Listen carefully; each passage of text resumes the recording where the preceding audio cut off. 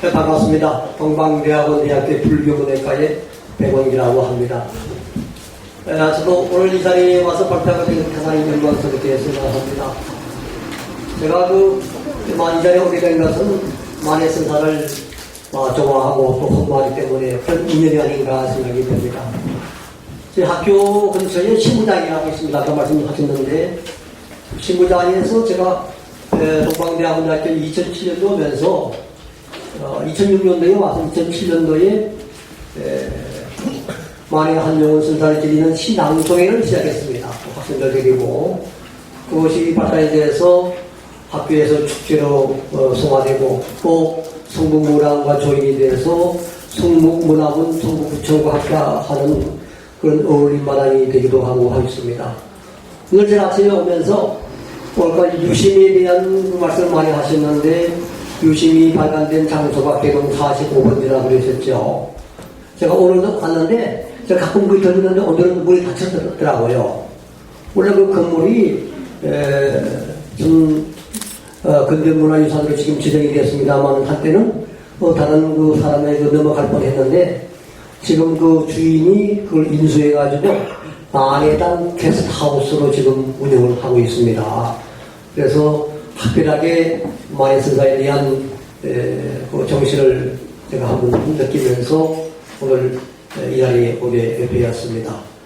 제 내용이 이쪽 요청이 1920년대에 조명을 해줬으면 좋겠다 그러면서 만해의 독립사상과 문학사조에 대한 원고 부탁을 하셨습니다. 그래서 제가 깊이 연구는 안 했지만서도 또 평소에 관심이 좀 있었고 또 사실 저는 영문학을 전공했습니다. 영문학을 전공했고 또 부전공으로 문화재를 전공해서 나름대로 우리 불교 문화를 어떻게 하면 세계화할 것인가 그런 점에서 좀 나름대로 노력을 해왔고 지금 그 학교에서도 이 불교 문학 쪽으로 또 문화 쪽으로 학생들 지도를 하고 있습니다.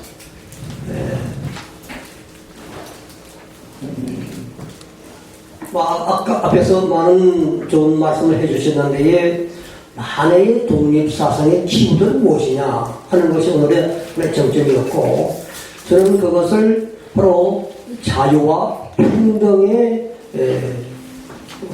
키워드로 생각을 하고자 합니다. 이 자유도 그냥 자유가 아니라 생명 본성에 입각한 자유이니 그리고 평등도 그냥 나 하나만 평등이 아니라 인류 만유의 평등의 시각에서 만해 스님이 그러한 독립운동을 전개를 하지 않았느냐. 물론 그 속에는 다분히 그런 불교적인 사조가 관련된 것은 사실이라고 할 수 있겠습니다. 1920년대에 하게 되면은 우리 시대사전은 굉장히 암울한 시기였죠.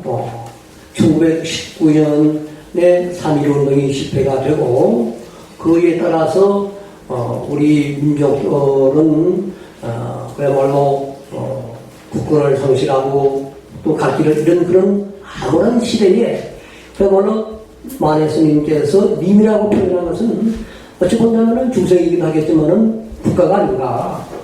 국가가 상실된 시대이기 때문에 그야말로 어둡고 암울하고 상실된 님을 그리워하면서 다양한 형태의 문학적인 표현을 했던 것입니다.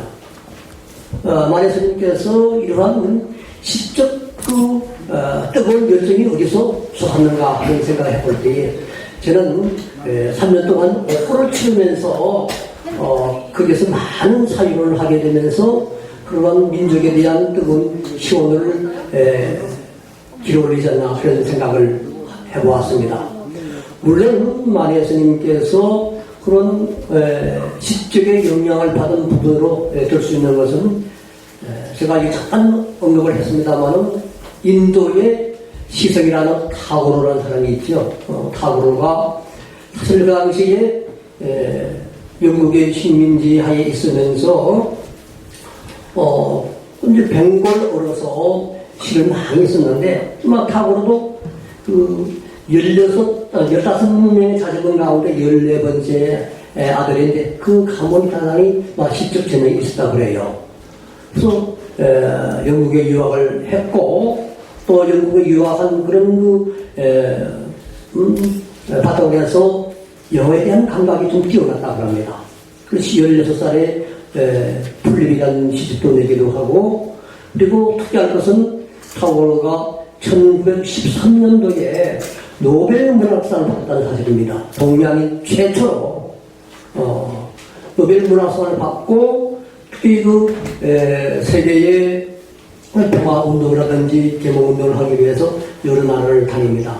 근데 아시아권에는 일본과 중국을 여러 번 다녀갔는데 한국에는 오지를 않았다고 합니다. 그래서 여러 번 요청했는데 오지 못하고 동아일보 기자한테 한국에 대한 희망을 준 메시지를 쓴 것이 여러분 잘 아시는 동방의 등불이라는 유명한 시가 있지요. 동방의 등불. 아시아의 황금 시대에 빛나는 나라가 있다. 언젠가 이제 이 등불이 켜지는 날 아시아의 무서운 황금의 나라가 될 것이다. 그런 내용을 담고 있는 시를 쓰게 돼서 기자에게 줘서 이것이 그 당시에 독립신문 쪽에 실렸다고 그런 제가 기록을 봤습니다. 이런 타고의 영향이 다분히 만해 스님의 시적 영향에 큰 결정적인 동기가 되었을 것이다. 왜 그러냐면은 그 당시에 김목이라는 분이 서울의 선생이 김목이라는 시인이죠. 김목 시인이 영시를 많이 번역을 하고 에이츠라든지 에즈라 파운드 이런 시인들의 시를 많이 번역을 하고 또한 일본을 통해서 일본 문학 작품을 통해서 만해 스님께서 서구의 이러한 시인들의 시를 읽고 어느 정도의 영향을 받지 않았는가 그런 생각을 하면서 만해 스님의 독립사상의 기조가 무엇인지를 잠깐 살펴보고 이것이 시문학으로 어떻게 승화되었는가 하는 것을 살펴보도록 하겠습니다.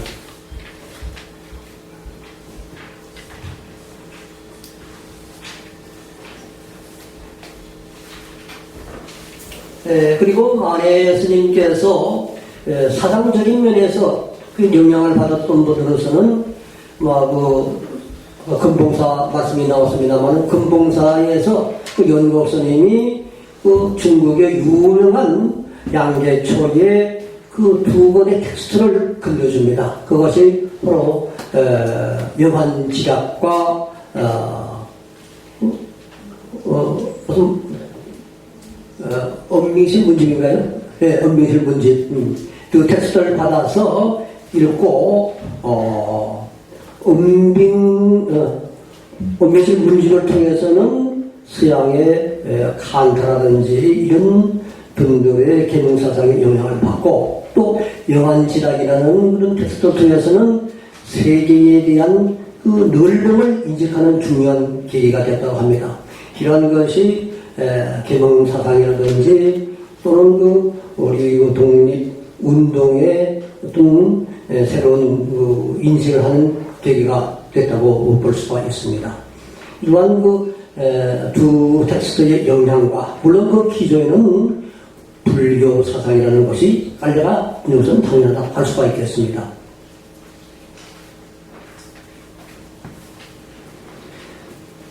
그리고 아까 우리 강선님 말씀하셨던 1917년에 중요한 깨달음을 얻어서 선사로 계시다가 다시 우리 세간으로 들어오시는 그런 논문을 볼 수가 있다고 이제 말씀하셨는데 사실 서울에 오시면서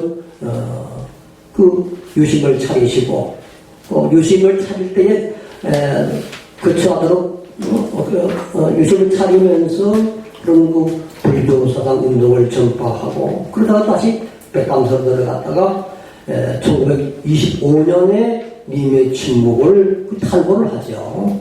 탈고를 해서 서울로 와서 님의 침묵의 시집을 그 다음에 내게 되는데 그게 서울에 와서 생활할 수 있도록 거처를 마련해 주신 분이 바로 선학원 창립조사인 남전 스님이라고 제가 기록을 봤습니다. 남는 스님께서 그 당시 일제가 얼마나 그 감시가 심했습니다. 그런 감시가 심하던 상황에서 선뜻 선언하건 방을 내주면서 머물게 하시고 거기서 님의 침묵을 주관함으로써 우리 신문사에 그야말로 충격을 주었던 계기가 되는 것이죠. 이러한 님의 침묵이 나타난 다양한 그런 요소가 바로 무엇이냐? 바로 자유와 평등을 우리가 찾아야 된다는 간절한 소망이 이 시에 다 담겨져 있는 것이라 할 수가 있겠습니다. 이런 그 시적 내용에 있어서 저는 오늘 세 가지 분야에서 조금 관심을 가지고 다뤄보고자 하는데 바로 제국주의에 대한 역설적인 저항의식이 시적 표현으로 잘 나타나 있고 또한 우리 독립과 민족의 새로운 그 자유해방을 갈망하는 그러한 내용들이 풀리나 나무나 꽃이라는 이런 상징적인 은연을 통해서 나타나고 있다는 것을 제가 오늘 말씀드리고자 합니다. 바로 독립의지의 표상으로서 풀이라든지 풀립과 또 독립의지 표상으로서의 나무에 대한 얘기를 하고자 합니다.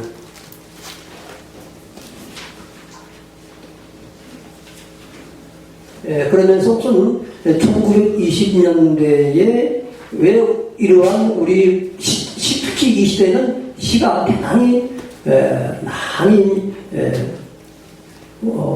표현되고 또한 문인들이 많이 등단을 하게 되는데 그 이유가 바로 3.1운동 실패하고 난 뒤에 한국 사람들의 언론을 어느 정도 좀 숨을 터주고 또 나름대로의 표현을 할 수 있도록 하기 위해서 그야말로 문화정치를 쓰게 되는 것이죠. 문화정치를 쓰게 됨으로써 다양한 시인들이 등단하고 그에 따라서 다양한 문학지라든지 동인지가 탄생되고 또 그런 가운데 특히 이제 백조 중심으로 해서 낭만주의 문학이 꼽히게 되는데 이 낭만주의 문학에 대한 한계성이 있어요.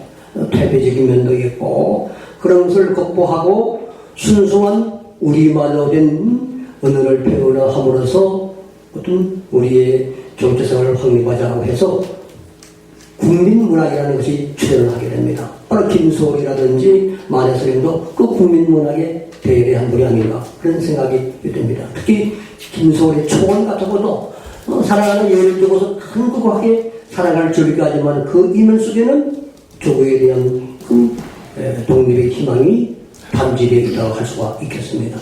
만해선생도 이러한 님이라는 그런 하나의 상징적인 원표를 통해서 이러한 독립운동의 의지를 나타내고 있다고 할 수가 있겠습니다. 그렇지만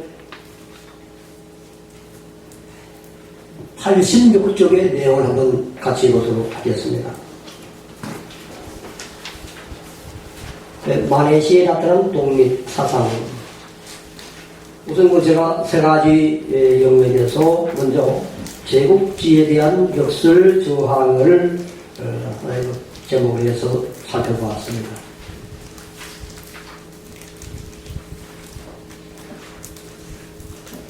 우선 그 내용으로서 우선 앞에 첫 패러그래프를 읽어보겠습니다.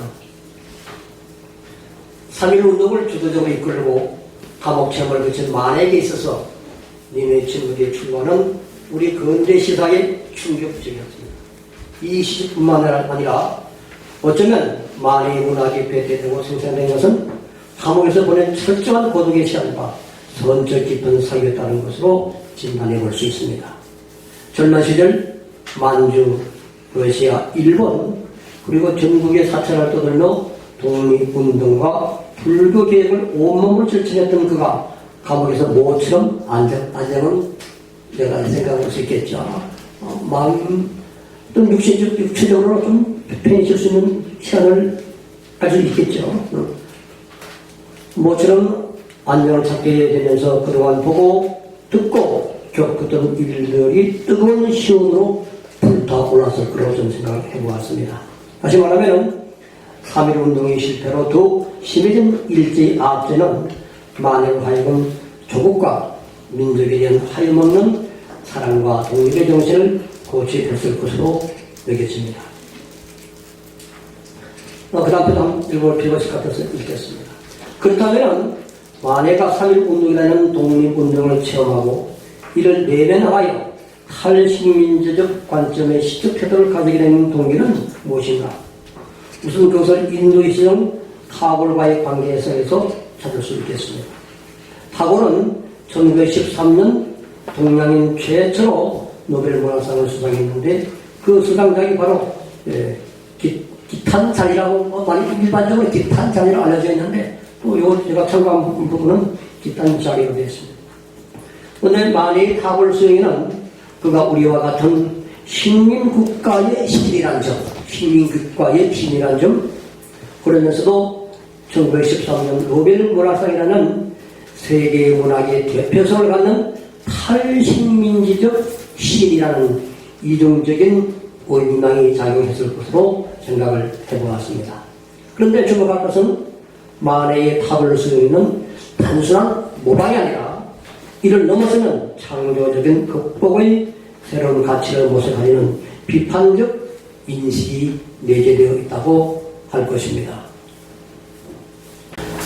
앞서 언급했듯이 만해의 독립사상의 핵심은 자유와 평등 사상입니다. 니네 침묵의 창작 동기 역시 1920년대의 혹심한 언론 탄압과 자유의 표현의 자유에 대한 억압에 대해 문학적인 저항이라고 할 수 있겠습니다.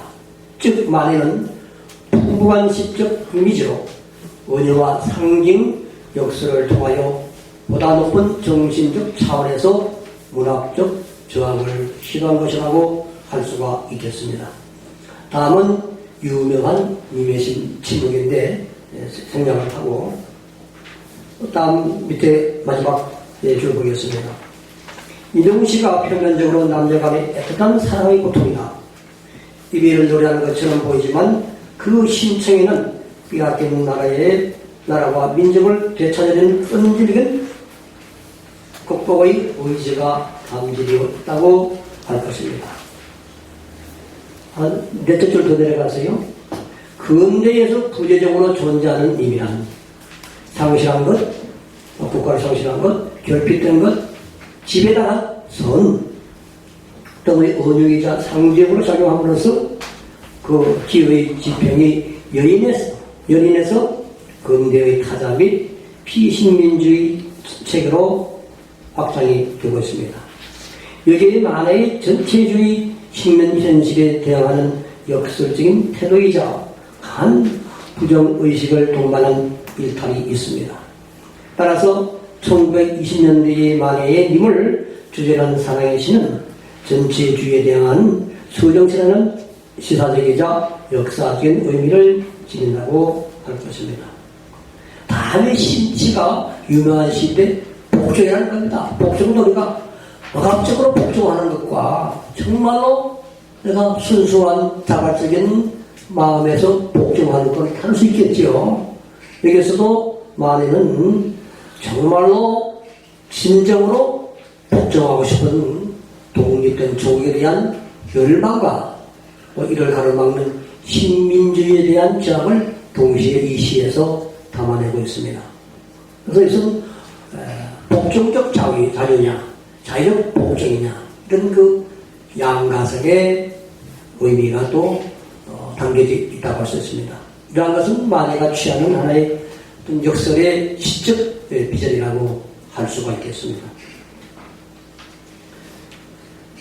그 다음 마지막 패러그래프 보겠습니다. 89쪽 중 마지막 패러그래프에 아까 제가 타고르의 영향을 받았다고 했는데 타고르의 그 시적 내용보다는 만해 스님의 시적의 표현은 훨씬 개혁적이고 부정적이고 독립적인 의미를 띠고 있습니다.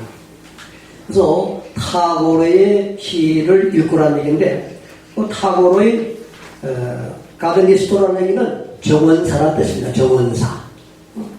그 타고르의 정원사라는 시집이 있는데 그 시집을 읽고 그 내용을 만해 스님은 나름대로 강한 비판을 이 시에서 다음 시에서 표현을 하고 있습니다. 다음 페이지 보겠습니다. 다음 페이지에 밑에 시 밑에 부분을 보겠습니다. 타고의 시의 깊은 감동을 받고 찬양하면서도 전적으로 거의 시 세계에 공감할 수 없었다며 타고의 시를 신랄하게 이 시는 비평하고 있습니다. 현실을 떠나 영원한 이상의 세계를 노래하는 타고의 시는 일견 희망의 노래인 것처럼 보이지만 사실은 절망의 노래요, 죽음의 노래일 수밖에 없다는 것입니다. 즉 죽음의 향기가 아무리 좋다 하여도 백골의 입술에 입 맞추는 것은 현실의 삶을 위해 아무런 가치가 없기 때문입니다.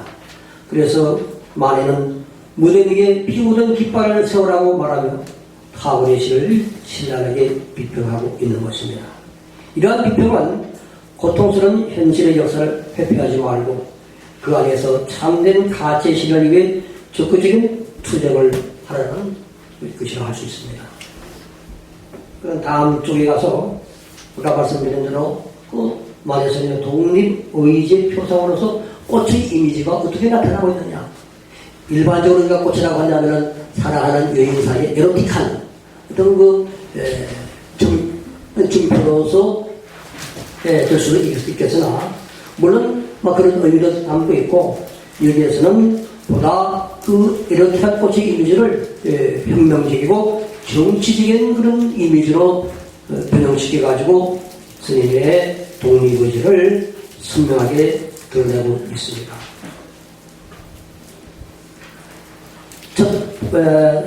시의 첫에 보면은 당신은 나의 꽃밭으로 오세요. 이 꽃밭 얼마나 마음 설렙니까? 나의 꽃밭에는 꽃들이 피어 있습니다. 그 다음 마지막에 보겠습니다. 나의 가슴은 당신이 만질 때는 물같이 부드럽지만 정말로 사랑하는 관계, 그러기 위해서는 물같이 부드럽지만은 당신의 위험을 위해서는 황금이 칼로 되고 강철이 방패로 됩니다. 이 문장 속에 이 식구에 바로 마리아 스님의 저항 의식이 담겨져 있다고 할 수 있겠습니다. 다음으로 넘어가겠습니다. 다음 페이지에 보면은 이 시에서 과자는 그녀의 죽음으로 적의 군함과 포대를 티끌로 만들겠다는 강한 전투적 자세로 님과의 유파를 시도하고 있습니다. 따라서 꽃의 이미지는 국군을 상실한 시인 혹은 그의 민족을 암시하고 동시에 시인의 님의 이미지며 또한 꽃과 칼 그리고 방패와 같은 전쟁의 이미지는 민족 독립을 궁극적인 모티브를 설정한 만해의 문학을 상징하는 기호라 할 수가 있겠습니다. 여러분 그 논계와 개월향을 잘 아시죠? 논계는 촉순로에서 일본 회장을 껴안고 죽었죠. 이러한 그 논계의 얘기. 또한 개월향은 북쪽에서 일본의 또 장군을 자기 오빠를 유인해가지고 그 외장의 그 휘하의 병사에게 유혹을 해서 자기 오빠를 만나는 것 같다. 그러면서 우리 김홍석 장군을 끌어들여서 그 외장을 죽이는 그러한 여인의 여인의 인물입니다. 그런데 이 사람들은 그냥 절대적인 그런 님이 아니라 절대적인 님이죠. 만약에는 바로 인진왜란의 시기와 일제강점기 시대의 그 두 시대 속에서 만해가 생각할 수밖에 없던 여인의 이미지가 논계와 개울량이라는 그런 시편에서 다루어지고 있습니다.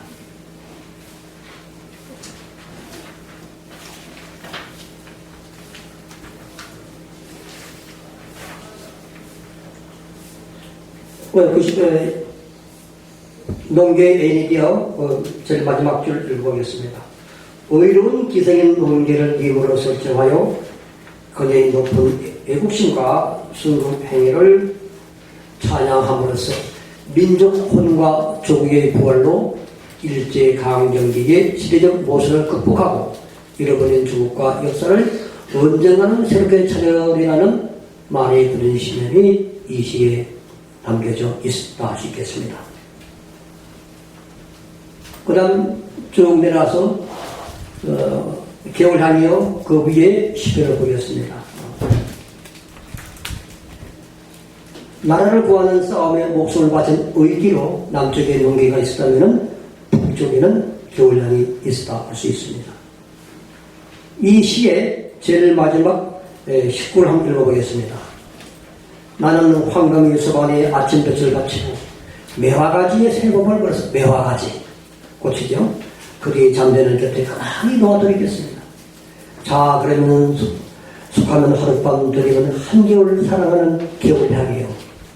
여기서 매화꽃이 무엇인지 바로 이 매화꽃이라는 것은 만해가 그 혁명적 정치적 이미지를 성화시키는 그런 여인의 모습이고 이것은 곧 만해의 그 민족애와 투정 정신을 이입시키고 있는 그런 것이라 할 수 있겠습니다. 다음 독립의제 표상으로서의 나무의 이미지를 보겠습니다. 혹시 나무는 님의 상징물로서 신, 연인 그리고 국가와 민족의 이미지로 표현되고 있습니다.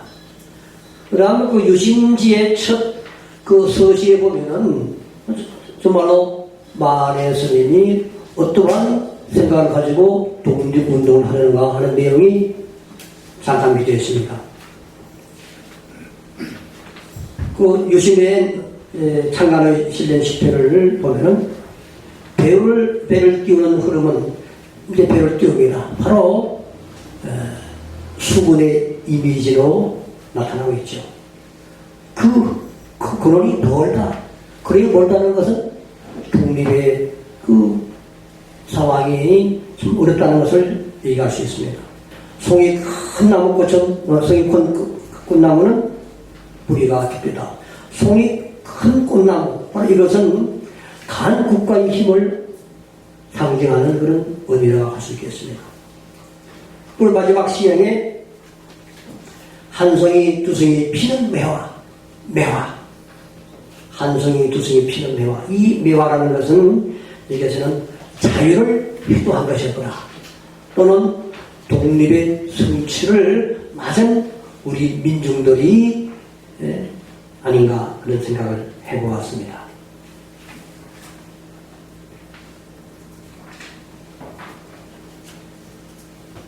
그 다음에 95쪽으로 가세요. 님의 제목은 넘어가겠습니다. 밑에 보면은 알 수 없어요라는 시에서도 나무의 형상 중에서 조개의 의지를 상징적으로 묘출을 하고 있습니다. 다음 페이지로 넘어가세요. 이 알 수 없어요 보서 저는 여기서 오동나무 잎이 떨어진 그림 같은 움직임이 잘 나타나 있죠. 바로 상실된 자기의 현실을 반영하는 비유적 표현미의 극치를 보여주고 있습니다. 또한 스님은 꽃도 없는 나무의 형상을 제시하여 민족이나 국적이 없는 국가를 비극적으로 표현하고 있습니다. 이 같은 불운한 상황에서도 스님은 온몸으로 헌신하는 희생자로서의 자상을 재현합니다. 가령 타고나면 제가 다시 기름이 됩니다. 그칠 줄 모르고 타는 나의 가슴이라는 수사에서 보도 스님은 자신의 몸을 조국의 독립을 위한 화목적 이미지로 지원하고 또 그 의지에서 남은 기름으로 자신의 피를 환기시키고 있습니다. 바로 화목적 이미지, 타고나는 제 이미지입니다. 그 다음에 또 생명이라는 시에서도 이러한 암흑한 현실 상황에 대한 얘기와 또 그런 주권을 회복하기 위한 전투적인 혁명적인 투사의 의미를 담아내고 있습니다. 네. 마지막 그 시몬 버들에 보면은 보존하게 되면은 좀 좋은 의미로 이제 유인에게 건네는 것이지만서도 여기서는 보도나무는 화재범의 제일체이며 님을 말하는 곧 정체가 전쟁에 참가한 추사임을 의미하는 혁명적인 이미지로서 보돌이 꺾여져가지고 채찍으로 사용되는 면이 할 수가 있게 됐습니다. 이처럼 그 만해선님은 1920년대에 님의 침묵이라는 시집을 통해서 그 속에 담겨진 많은 80여 편의 시편을 통해서 우리 잃어버린 국가에 대한 정체성을 찾고 또 자유와 평등을 찾고자 하는 그런 간절한 소망을 이러한 이미지를 통해서 표현하고 있다는 사실을 밝혀보았습니다. 이것으로 저희 발표를 마치겠습니다. 감사합니다. 네, 감사합니다. 이어서 바로 김승호 교수님의 그 논평 토론문을 경청하도록 하겠습니다. 감사합니다. 네, 안녕하세요. 경북대학 사범대 국어교육과에 있는 김승호입니다. 백원기 교수님의 만해의 독립사상과 문학사들에 대한 논문을 나름대로는 읽는다고 했지만 해석 능력이 충분한지는 의문이 됩니다. 제가 이제 주로 불교문학에 관심이 있긴 있지만 과거 시기, 그러니까 그때 이전 고전문학 쪽에 주로 관심이 드는 입장이다 보니까 만해에 대한 관심은 그동안 별로 가져본 적이 없습니다. 다만 개인적 사적인 인연 같은 걸 말씀드리면 제가 충남 홍성 출신입니다. 그래서 고등학교까지 홍성에서 다닌 입장에서 사실 일찌감치 만해에 대한 관심을 가졌어야 되는데 그렇지 못했습니다. 만해라고 하는 인물은 제가 어렸을 때 70년대 고등학교 시절에 돌이켜보면 홍성 사람들이 만해를 별로 몰랐어요. 바로 옆에 있는 김좌진은 잘 알지만 만해는 잊혀진 인물이었다고 할까요? 실정이 그랬습니다. 제가 홍성군 내 부학면이라는 데가 있고 결성면 출신입니다. 만해는. 그 바로 옆에 갈산면이 김좌진 생가가 있고 그래서 옆 동네라고 할 수 있는데 당연히 생가도 복원도 안 돼 있었고 김좌진 얘기는 전설처럼 어렸을 때 많이 주변에서 해요. 그러니까 그분이 과인한 그런 힘과 용력 이런 얘기를 많이 듣고 자랐는데 사실 한용운에 대한 그 여러 가지 이야기는 제가 서울에 올라가지고 그때서야 알았어요. 이게 어떻게 된 거냐 그러면 서울 쪽에서 한용운이 연구에 대한 연구도 많이 있고 명성이 70년대 아마 송욱 선생님, 문학 쪽으로 보면 송욱 선생님이 님의 침묵을 비롯한 그런 평전을 쓰시고 문학 해석을 하시고 하면서 도화선이 됐다는 생각이 듭니다.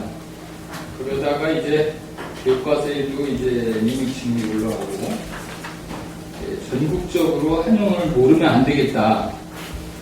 부랴부랴 홍성군에서도 생가를 짓고 지방자치가 되면서 이제 한용운에 대한 관심. 그전에는 한용운 선사에 대한 동상도 없었고 김좌진 동상은 일찌감치 있어요. 읍내에.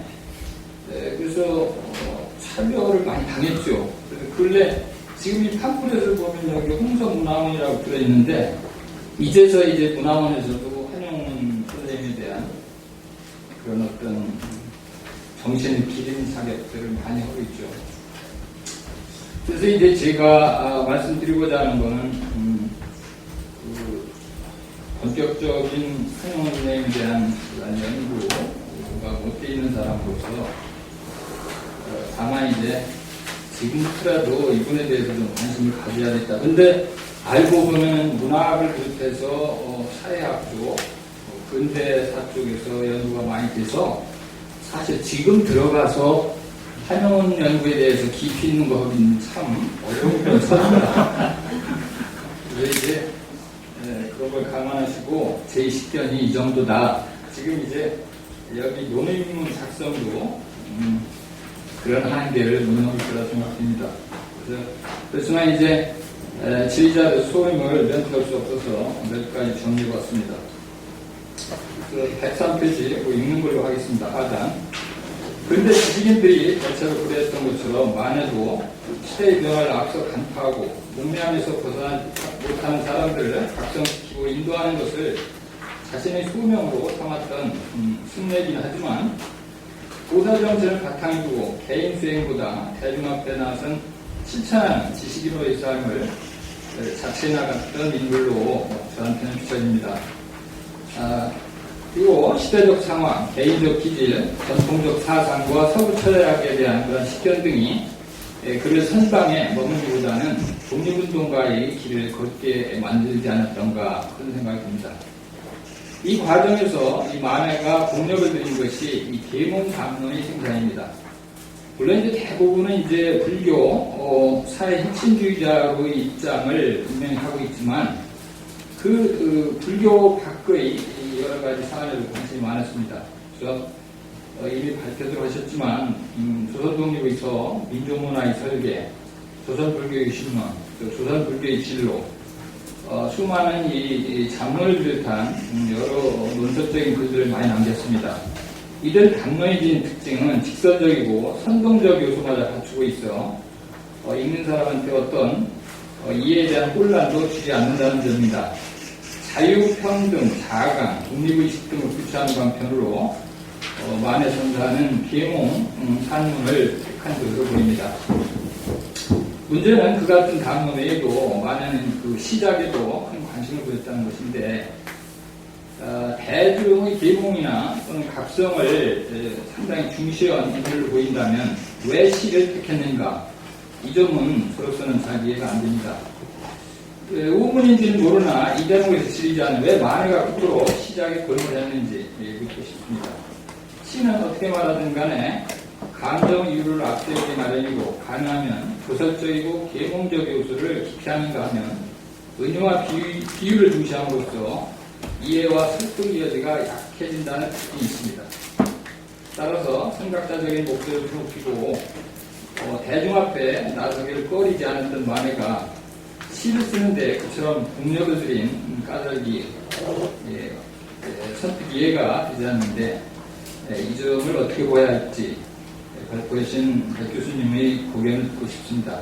두 번째는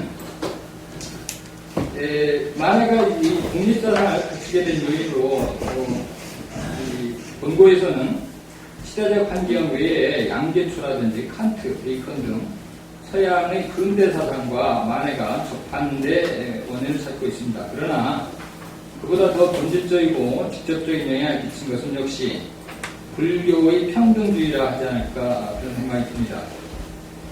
무엇보다 만해는 양계추와 칸트의 자아관을 다음과 같이 비판하고 있습니다. 양계추가 부처님과 칸트의 다른 점에 언급하는 것을 보건대 반드시 모두가 타당하다고는 여기지 않는다. 왜 그런가? 부처님은 천상천하에 오직 나만이 존귀하다 했는데 이것은 사람마다 각각 현재의 자유스러운 진정한 자아를 지니고 있음을 밝히신 것이다. 다만 칸트의 경우는 개별적인 것에만 생각이 미쳤고 만인에게 보편적으로 공통되는 진정한 자에 대해서는 못하지 못했다. 이것으로 미루어 보면 부처님의 처리가 훨씬 넓음을 알 수 있다. 그래서 조선 불교의 신론 중에 이제 일부분인데요. 이런 부분을 볼 때 서양 철학보다는 기본적으로 이 불교 철학에 대한 이해에서 출발하지 않는가. 저는 이제 그런 생각을 해봤고요. 그래서 좀 불교 쪽에 이제 만해가 언급하고 있는 또 다른 것들을 보면은 그 마지막 줄에 하나 속에 전체가 있고 전체 속에 하나가 있으며 하나가 곧 전체이고 전체가 하나로서의 관계, 즉 상직 상리의 불교적 관계망을 사상적 토대로 하여 자유평등 그 사상을 인식했던 것으로 보는 것이 보다 본질에 가까운 것이 아닌가 그런 생각을 저는 해봤습니다. 세 번째는 이게 이제 문학과 관련된 논의인 만큼 저는 이제 이 발표자 선생님께서 꽃과 나무를 독립의지 투상으로 해석하는 부분을 좀 흥미롭고 좀 참신하다고 느꼈습니다. 그래서 이제 이 본고에서는 꽃과 나무를 해석하는 데 있어서 만해가 빈번히 택하고 있는 역설수법을 적용했다고 보고 전통적으로 아름다움과 에로틱함을 구상하는 꽃이 혁명적이고 정치적인 기표로 바뀌고 있다는 것을 밝히고 계십니다. 그러나 마레시에서 꽃은 전통적 상징으로서의 그 사랑, 부드러움, 아름다움, 에로틱 이런 차원에서만 그치는 건 아닌 것 같습니다. 그래서 이 독립이라든지 혁명, 저항 이런 것까지를 두루 포괄하는 중의적 그 상징으로서 받아들이는 것이 높은 타당한 해석이 아닐까 그렇게 생각해 봤습니다. 이건 이제 마찬가지로 나무의 상징성을 얘기하는 것으로 그런 쪽으로 보는 것이 어떨까. 그래서 피자 선생님이 를 듣고 싶습니다. 네 번째는 이제 이건 이제 논문과 구성력, 짜임새와 관련된 문제인데 2장 같은 경우 만화의 독립 사상의 형성, 2번 같은 경우 만화의 독립 사상의 특징. 그래서 이제 비슷한 제목하에 논의도 결국 달라질 것이 없다는 생각이 들기 때문에 이런 챕터나 구성에 있어서의 조정 보완이 좀 필요하다는 생각을 해봤습니다. 다섯 번째는 이제 서두에 보면 도덕적 상상력이라는 용어를 쓰시고 계신데 마치 키워드처럼 제시는 했지만 이 도덕적 상상력이 무엇인지 구체적으로 논의되거나 설명되고 있는 부분이 안 보이는 것 같습니다. 그래서 이 부분에 대한 상세한 보완이 필요하다고 봤습니다. 그 다음에 이제 끝으로 이 큰 제목은 역시 독립운동이라고 하는 것과 문학사조라고 하는 키워드가 등장하는데 이 문학사조는 사실 이게 어떤 각 시대에 따른 문학 현상에 대한 변화 특성 그 흐름을 갖다 진단하는 걸 문학사조라고 그러는데 이 영어는 이제 등장하고 있지만 제목으로 나와 있지만 이와 관련된 논의가 그렇게 심도 있게 진행되는 것 같지 않습니다. 그래서 과연 1920년대 문학사조 안에서 한용운이가 차지하고 있는 그 변별적 특성은 무언가 낭만주의 뭐 그런 말씀하셨지만 그런 낭만주의 안에서 한용운이 드러내고 있는 나름대로의 또 다른 색깔 이런 거에 대한 비교적 논의가 좀 보충돼야 논문이 살아나지 않을까 개인적으로 그렇게 생각해 봤습니다. 이상입니다. 네, 감사합니다. 굉장히 큰 문제를 거론해 주셨습니다. 역시 마찬가지로 청중 중에서도 이와 관련하여서 질문하실 분들이 있으면은 같이 질문해 주시면 좋겠습니다. 자, 그러시면 뭐 이따 종합 토론 시간을 말씀하시기로 하고, 그래서 우선 여러 가지 질문을 하셨는데 그 중에서 보면은 저도 읽으면서 고민스러웠던 것이 오늘도 그렇고 미리 받았을 때도 그렇고 백 교수님이 쓰신 글에 들어가는 말에서도 그렇고 나오는 말에서도 그렇고 역시 지적하셨던 것이 또 거론한다고 하셨던 것이 민족 독립에 대한 도덕적 상상력을 풀어보겠다고 들어가는 말에도 말씀하셨고 나오는 말에도 그걸 풀어봤다라고 말씀하셨는데 내용 중에서는 잘 되어지지가 않고 그래서 그것을 도대체 도덕적 상상력에서 도덕적이라는 게 뭔지가 잘 감이 안 잡히는데 그것부터 우선 좀 궁금증을 풀어주시면 어떻겠습니까? 도덕적. 예. 사실 저는 이 말을 안 쓰려고 그랬었습니다. 그 중간에 그러면 안 쓴 것도 좀 있고 제가 느끼는 것은 아까 여기 지적하셨던 그야말로 우리 도덕적 실천의 합의가 무엇이냐 자유의 구속을 풀어주는 것 또한 억압된 상황을 풀어주는 것 이게 도덕적으로 볼 수는 없겠지만 기본적인 생존권을 위협하는 것은 도덕적으로 타당하지 않다는 그런 의미에서 생각을 해봤는데 저는 앞으로 이걸 말을 빼려고 합니다. 빼는 것이 좀 더 우리가 논점을 분명하게 하기 위해서 예. 상상력이긴 상상력인데 예. 그 상상력이 도덕적 상상력이라는 표현 아닙니까? 그렇죠. 예. 예. 상상력에도 도덕적인 게 있고 비도덕적인 게 있습니까? 선생님 말씀하시는 그 도덕적이라는 것이 도대체 무엇일까요? 시에서의 상상력은 이해가 되는데 예, 거기에 들어있는 도덕적 상상력은 도대체 무엇일까요? 그래서 제가 이제 도덕적이라는 말을 제가 이제 빼려고, 그러면 저희가 문장에 이제 들어가는 달라지죠. 말에서도 그것을 밝히겠다고 했는데, 네, 그래서 좀, 나오는 말에서도 밝혔다고 했는데, 그러면 그것 빼면 이놈은 다 무너지는 거 아니에요? 그래서 지금 여러 가지 고민을 하고 있는 부분이에요.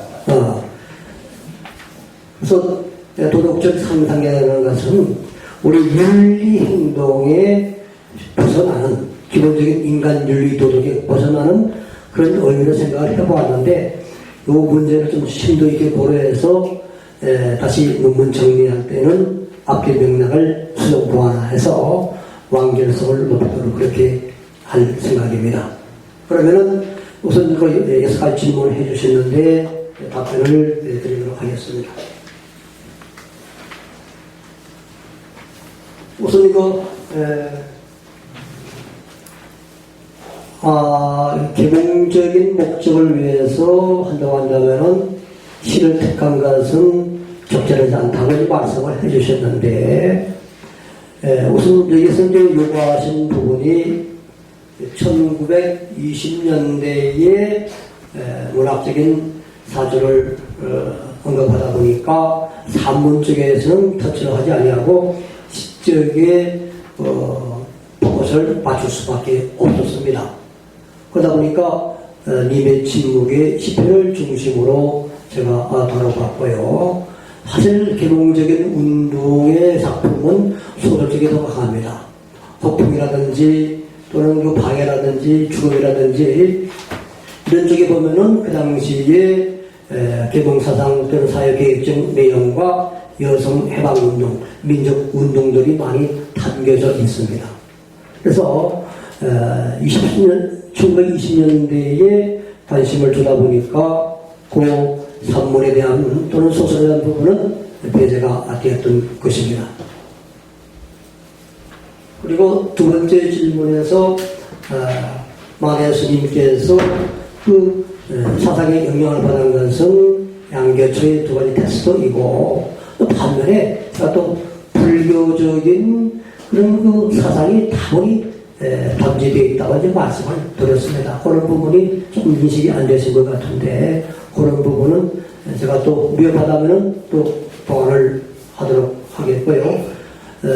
여기서 이제 자유사상에 대한 것도 개인의 자유사상이 아니라 개인의 자유사상과 사회 전체적인 자유사상 이런 것이 서로 유기적인 관계가 있다고 하는 것이 마리아 스님이 보는 자유에 대한 또 표현에 대한 생각인 것 같습니다. 그리고 나무에 대한 그 상징적인 의미, 꽃과 나무. 나무에서도 아까 말씀드렸다시피 송이가 큰 꽃나무는 바로 국가의 큰 힘을 상징하는 그런 하나의 의미로 볼 수가 있겠고요.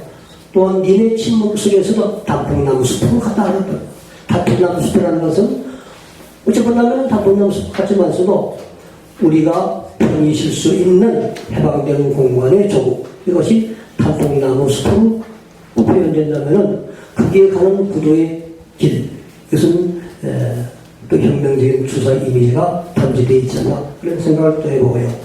부드나무도 마찬가지.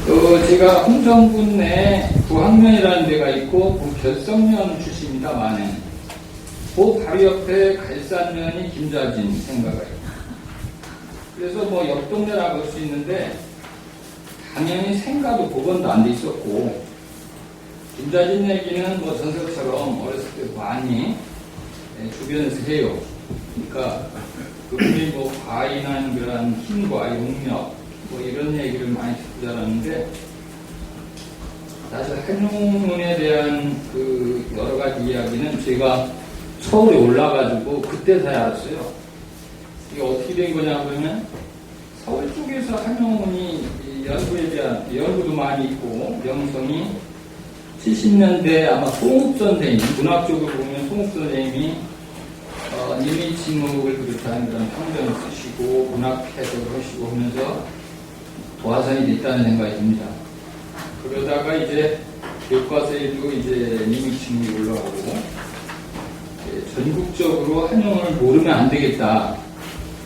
부랴부랴 홍성군에서도 생가를 짓고 지방자치가 되면서 이제 한용운에 대한 관심. 그전에는 한용운 선사에 대한 동상도 없었고, 김좌진 동상은 일찌감치 있어요, 읍내에.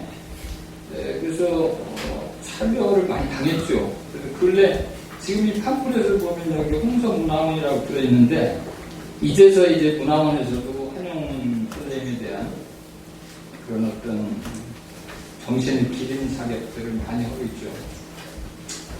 그래서 이제 제가 말씀드리고자 하는 거는 그 본격적인 한용운 선생님에 대한 연구가 못돼 있는 사람으로서 다만 이제 지금부터라도 이분에 대해서 좀 관심을 가져야겠다. 근데 알고 보면 문학을 비롯해서 사회학 쪽, 근대사 쪽에서 연구가 많이 돼서 사실 지금 들어가서 한용운 연구에 대해서 깊이 있는 거 하기는 참 어려운 그런 사람이다.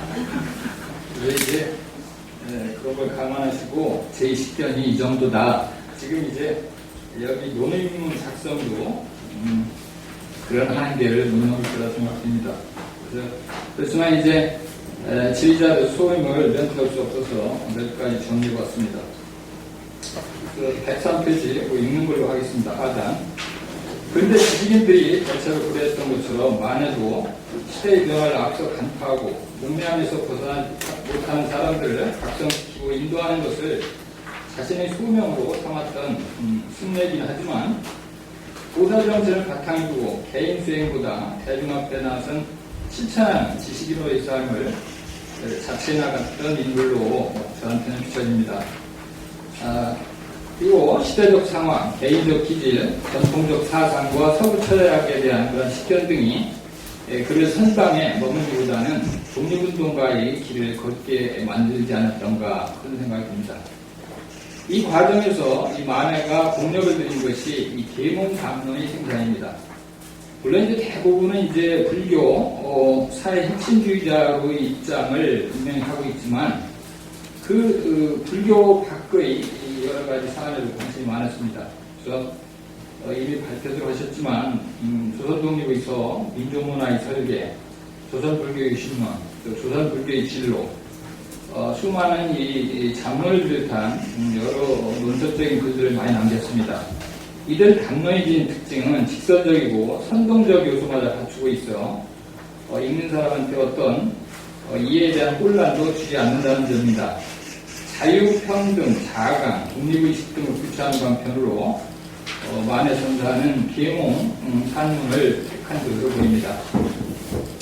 문제는 그 같은 담론 외에도 만해는 그 시작에도 큰 관심을 보였다는 것인데 대중의 계몽이나 또는 각성을 상당히 중시한 인물을 보인다면 왜 시를 택했는가? 이 점은 저로서는 잘 이해가 안 됩니다. 우문인지는 모르나 이 대목에서 지리자는 왜 만해가 끝으로 시작에 골몰했는지 묻고 싶습니다. 시는 어떻게 말하든 간에 감정 이유를 앞세우기 마련이고 가능하면 조설적이고 계몽적 요소를 기피하는가 하면 은유와 비유를 중시함으로써 이해와 설득의 여지가 약해진다는 특징이 있습니다.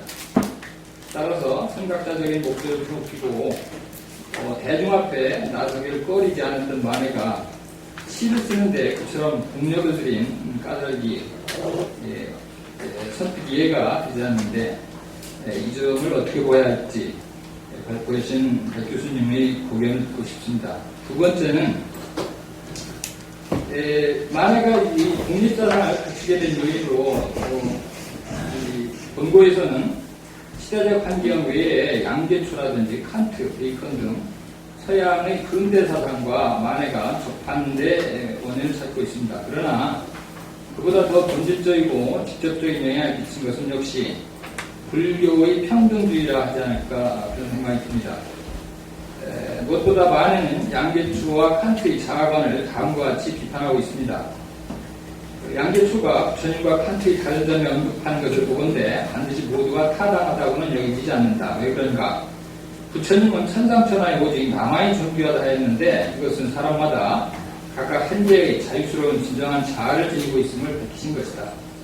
다만 칸트의 경우는 개별적인 것에만 생각이 미쳤고 만인에게 보편적으로 공통되는 진정한 자에 대해서는 묻하지 못했다. 이것으로 미루어 보면 조선의 처리가 훨씬 넓음을 알 수 있다.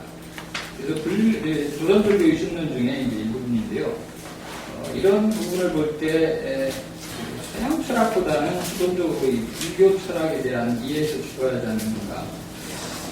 저는 이제 그런 생각을 해봤고요. 그래서 그런 불교 쪽에 이제 만화가 언급하고 있는 또 다른 것들을 보면은 그 마지막 줄에 하나 속에 전체가 있고 전체 속에 하나가 있으며 하나가 곧 전체이고 전체가 하나로서의 관계, 즉 상직 상리의 불교적 관계망을 사상적 토대로 하여 자유평등 그 사상을 인식했던 것으로 보는 것이 보다 본질에 가까운 것이 아닌가 그런 생각을 저는 해봤습니다.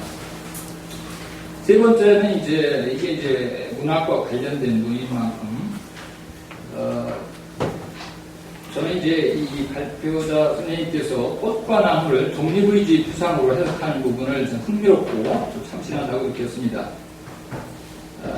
그래서 이제 이 본고에서는 꽃과 나무를 해석하는 데 있어서 만해가 빈번히 택하고 있는 역설수법을 적용했다고 보고 전통적으로 아름다움과 에로틱함을 표상하는 꽃이 혁명적이고 정치적인 기표로 바뀌고 있다는 것을 밝히고 계십니다. 그러나 만해 시에서 꽃은 전통적 상징으로서의 그 사랑, 부드러움, 아름다움, 에로틱 이런 차원에서만 그치는 건 아닌 것 같습니다.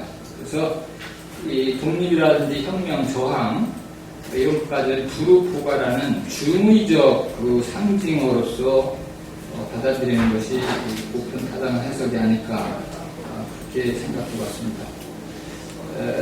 이건 이제 마찬가지로 나무의 상징성을 얘기하는 것도 그런 쪽으로 보는 것이 어떨까. 그래서 피자 선생님이 견해를 듣고 싶습니다. 네 번째는 이제 이건 이제 논문과 구성력, 짜임새와 관련된 문제인데, 2장 같은 경우 만해의 독립 사상의 형성, 그다음 2번 같은 경우 만해의 독립 사상의 특징. 그래서 이제 비슷한 제목하에 논의도 결국 달라질 것이 없다는 생각이 들기 때문에 이런 챕터나 구성에 있어서의 조정 보완이 좀 필요하다는 생각을 해봤습니다. 다섯 번째는 이제 서두에 보면 도덕적 상상력이라는 용어를 쓰시고 계신데 마치 키워드처럼 제시는 했지만 이 도덕적 상상력이 무엇인지 구체적으로 논의되거나 설명되고 있는 부분이 안 보이는 것 같습니다.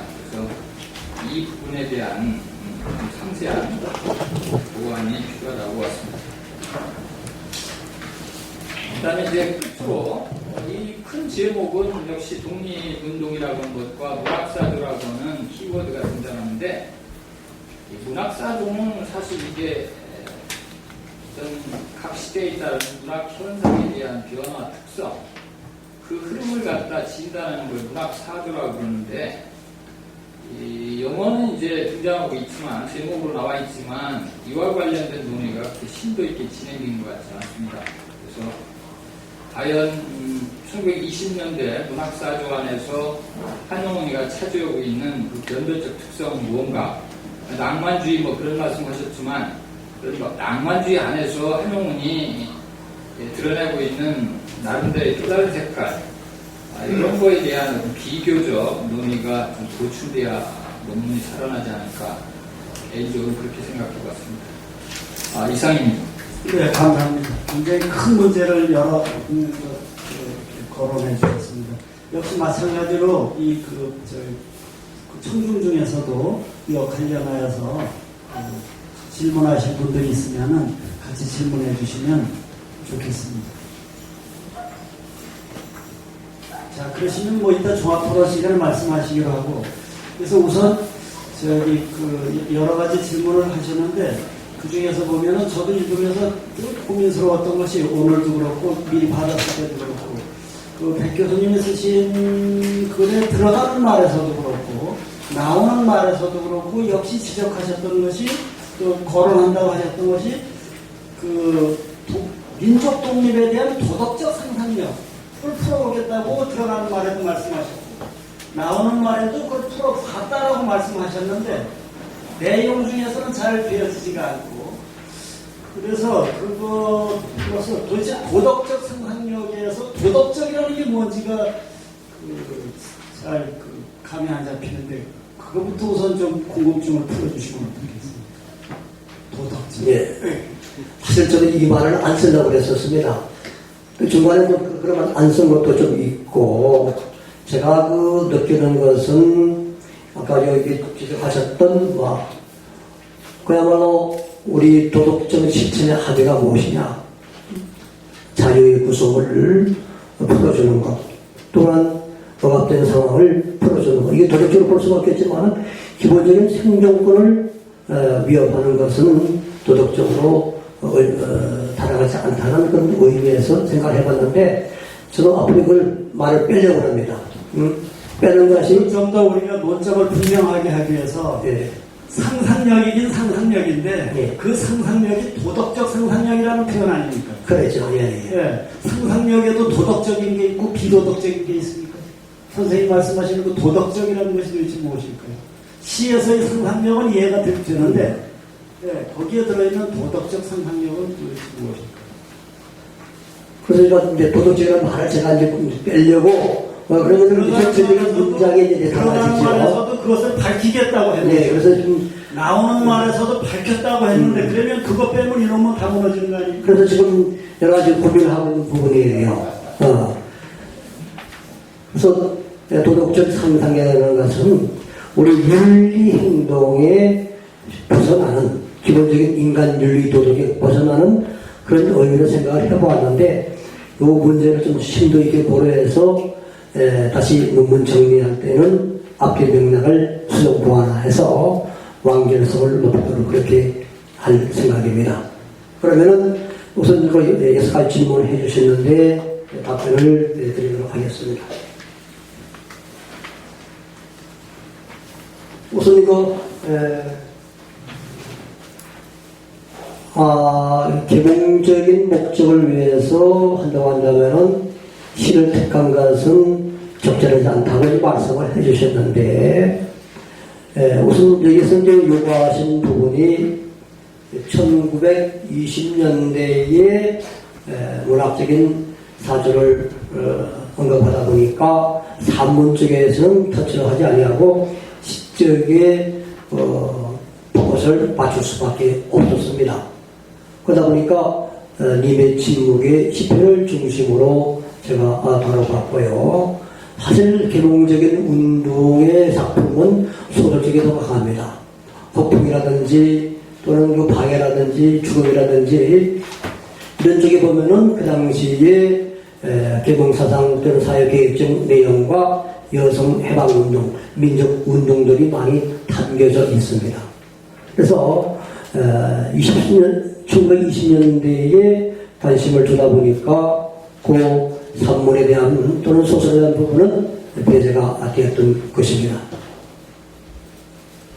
그리고 두 번째 질문에서 마대 스님께서 그 사상에 영향을 받은 것은 양교초의 두 가지 테스트이고, 또 반면에 제가 또 불교적인 그런 그 사상이 다분히 담재되어 있다고 이제 말씀을 드렸습니다. 그런 부분이 좀 인식이 안 되신 것 같은데, 그런 부분은 제가 또 위협하다면은 또 보완을 하도록 하겠고요.